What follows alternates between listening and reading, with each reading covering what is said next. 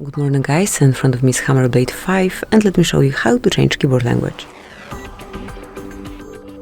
At first, open new message or any other area where you've got access to keypad. So this is the panel that we need to open.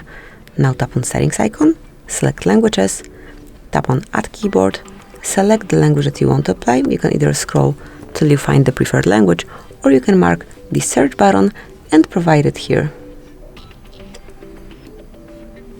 Tap on done. To remove some language, tap on edit, mark it and delete by tapping on bin icon. Go back.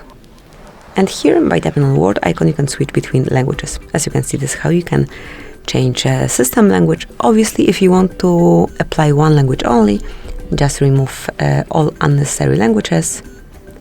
And this word icon, which is for changing, will disappear. So that's it, that will be all. Thank you for watching. Please subscribe our channel and leave the thumbs up.